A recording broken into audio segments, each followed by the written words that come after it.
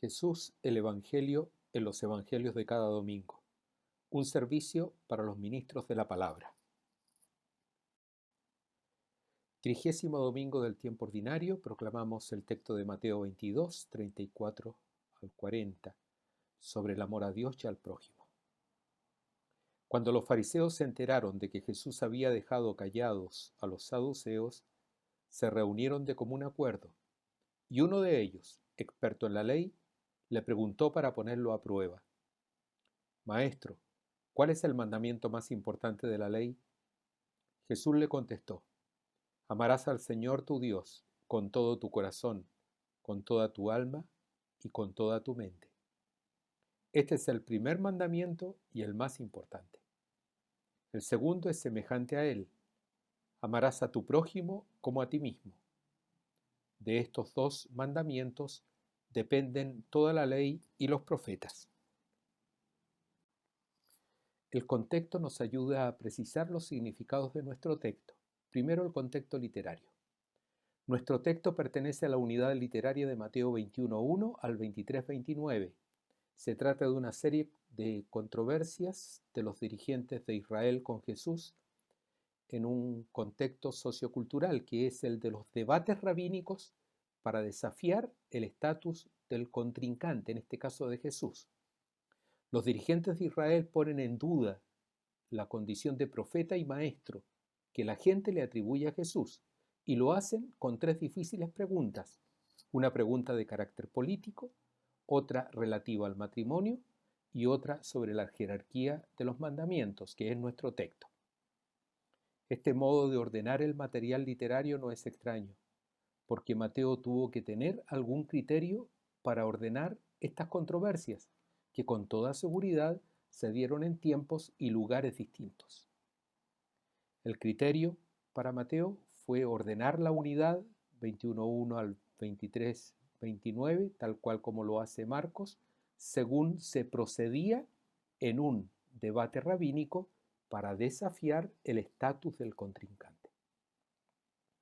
Respecto al contexto sociocultural, tener en cuenta que estos pasajes responden entonces a la conocida estrategia del desafío al honor, porque alguien se apropia de funciones, en el caso de Jesús, profeta y maestro, que no le corresponden, según los jefes de Israel. Como la gente tiene a Jesús por profeta y maestro, todo es en perjuicio de ellos, pues les resta autoridad y audiencia. Entonces hay que desafiarlo, mostrando ante el auditorio, ante la gente que asiste a la controversia, que no es lo que dicen de Jesús, que él no es ni profeta, que él no es maestro. Y la consecuencia es clara. Por tanto, no hay que escucharlo ni hay que seguirlo. Esto explica el desafío al honor, el tipo de preguntas difíciles y candentes en aquel tiempo. Estas controversias además tienen lugar en el templo de Jerusalén o cerca del templo de Jerusalén, el centro neurálgico de la religión de Israel. El contexto teológico. La pregunta sobre el mandamiento más importante que le hacen a Jesús, según el versículo 36, nos puede parecer obvia: es el amor a Dios, decimos, pero en realidad en aquel tiempo no lo era. Una de las razones es porque ponen a prueba a Jesús, según el versículo 35, lo que indica que a la pregunta ¿cuál es el mandamiento más importante? Puede haber varias respuestas, y algunas de estas respuestas equivocadas. En aquel tiempo la voluntad de Dios se codificaba en 613 preceptos, calificados entre graves, importantes, y leves, pequeños. El Rabí Shammai, por ejemplo, se negaba a responder qué precepto era el más importante, pues para él y su escuela todos lo son. Además, los judíos que vivían en Israel acentuaban el precepto de amar a Dios. En cambio, el precepto de amar al prójimo era menos relevante. A diferencia, los judíos de la diáspora o los que vivían fuera de Israel ponían el acento en el amor al prójimo, porque el amor al prójimo manifestaba el amor a Dios. En esta línea, el rabí Hillel, que enseñaba: no hagas a tu prójimo lo que es odioso para ti. Esto es toda la ley. Lo demás es solo explicación. Para Jesús, si bien es cierto, hay un primer mandamiento, versículo 38, este es inviable sin el precepto semejante del amor al prójimo, según el versículo 39. Para Jesús, estos dos mandamientos compendian toda la voluntad de Dios expresada en el Antiguo Testamento. El versículo 40 nos habla de ley y profeta, dos secciones principales del Antiguo Testamento. Y para Jesús constituyen estos dos mandamientos el principio unificador de la voluntad de Dios y el principio verificador de que cumpliendo estos mandamientos se cumplen todos los otros preceptos. Nuestro texto pertenece al género literario de dicho o sentencia normativa, en este caso preceptos, en contexto de controversia. La organización se distingue en dos partes, versículo 34 al 36. Los adversarios, se presentan los adversarios, el propósito y la pregunta. Versículo 37 al 40, la respuesta de Jesús en base a textos del Antiguo Testamento, Deuteronomio, Josué y Levítico. El tema de nuestro pasaje es la jerarquía de los mandamientos.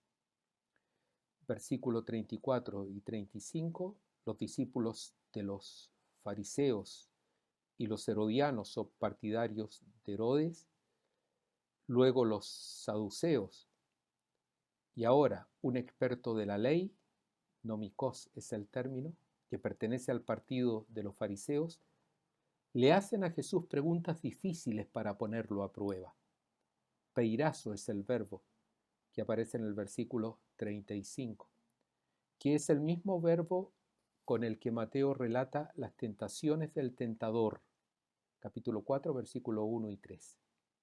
Así como Satanás tienta a Jesús, así este experto en la ley está también poniendo a prueba o tentando a Jesús. Por esto mismo, en el versículo 36, el título de maestro que le dan a Jesús, didáscalos, recoge lo que la gente piensa de Jesús, que con profeta debió ser la opinión de la mayoría, pero sin embargo, en boca de estos fariseos y de este experto en la ley, debió tener ese título de maestro un matiz irónico, con el sentido siguiente: a ti que te llaman maestro, responde esta pregunta y prueba que lo eres. Estamos en contexto de controversia, de desafío al estatus de Jesús. Por eso, con probabilidad, el título tiene este sentido irónico. En el versículo 37, sin duda que el precepto más importante es el del amor a Dios. Famoso Shema Israel, versículo 5 del capítulo 6 del Deuteronomio. Texto que se rezaba 2 veces al día y que todo judío conocía.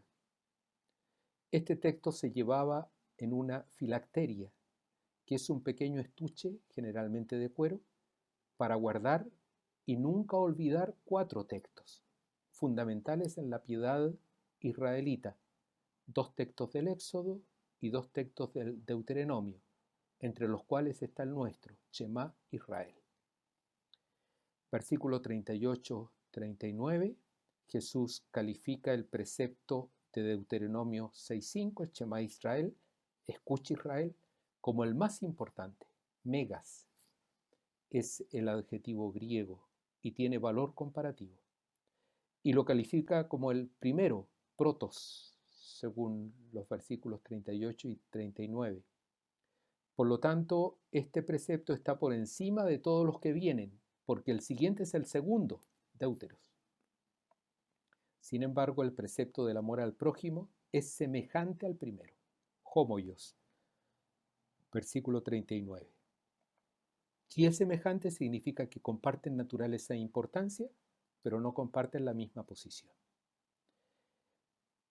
Versículo 40, toda la voluntad de Dios se resume en el amor a Dios y en el amor al prójimo. Ley y profetas dependen del amor a Dios y al prójimo. El verbo cremannimi es colgar, suspender de un fundamento. Ley y profetas son las partes más importantes de la Biblia hebrea, es decir, toda la voluntad de Dios contenida en el Antiguo Testamento penden del amor a Dios y al prójimo. San Agustín va a decir, ama y haz lo que quieras. En 3 aspectos podemos resumir el mensaje. La ley constituía, junto con los sacrificios en el templo, la médula de la religión de Israel. La ley era expresión de la voluntad de Dios para Israel, hecho su pueblo al sacarlo de Egipto. En el cumplimiento de la ley y de la voluntad de Dios estaba la subsistencia y la consistencia de Israel como pueblo de Dios o pueblo de la alianza. Sin embargo, no todos los mandamientos eran iguales en importancia. De aquí la preocupación por tener un principio unificador. Según Jesús, la discusión generalmente terminaba dándole más importancia a la ley de Dios que al Dios de la ley y a su voluntad. Es decir, se confundía la voluntad de Dios con el mero cumplimiento de preceptos. Entonces, cuando esto ocurría, Dios, su voluntad, su soberanía, se reducían a un mero legalismo, cambiando la ley en finalidad, cuando solo es camino para la comunión con Dios y con los demás, tal como Jesús lo denuncia en Mateo 23, 23. Este peligro de aquel tiempo no es solo de aquel tiempo, es también el peligro hoy, nuestro.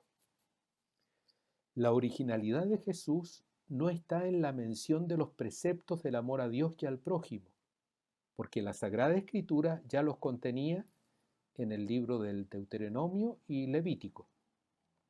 Jesús, recordando el Shema Israel, Deuteronomio 6:5, pone a la cabeza de todos los mandamientos el amor a Dios, pero no de cualquier manera, sino con todo el corazón. Eso significa con una auténtica intención religiosa, con toda el alma, que a veces también se traduce por vida. Eso significa darse con todo el ser a Dios y con toda la mente. Eso significa conociendo a Dios y tomando las decisiones adecuadas para vivir en comunión con Él. Sin embargo, hay otro mandamiento semejante a este, que es el amor al prójimo. Y al igual, no de cualquier manera, sino como uno se ama a sí mismo, así tiene que amar al prójimo. La originalidad de Jesús está en compendiar toda la voluntad de Dios en estos 2 mandamientos que se exigen mutuamente. Por tanto, si el cumplimiento de los preceptos más pequeños no es por amor a Dios y al prójimo, no tienen valor. Y si el amor a Dios y al prójimo no mira al cumplimiento de los preceptos más pequeños y prácticos, el amor se queda en un ente sin consistencia. Ni misticismo sin pisar la tierra, ni pragmatismo sin mirar a Dios. El criterio hermenéutico del auténtico cumplimiento de la voluntad de Dios es la práctica del amor a Dios y al prójimo. Para esto hay que mirar y aprender de Jesús. Él es fuente y modelo de un amor ilimitado e incondicionado, de un amor ilimitado e incondicionado a Dios con todo el corazón, con toda su alma, con toda su mente, porque su amor es siempre donación permanente y total de su propia vida al Padre y a su voluntad, y la voluntad del Padre es la salvación del ser humano, pero también fuente y modelo del amor al prójimo, porque Él nos muestra que el amor es donación permanente y total de su propia vida para que el ser humano, para que el prójimo sea y realice su vida según la voluntad del Padre de Jesús. El amor de Jesús es también universal, porque incluye a los enemigos. Oramos. Padre Todopoderoso y Eterno, aumenta nuestra fe, esperanza y caridad, y para conseguir tus promesas, concédenos amar tus preceptos. Te lo pedimos por nuestro Señor Jesucristo, tu Hijo, que vive y reina contigo y el Espíritu Santo por los siglos de los siglos. Amén.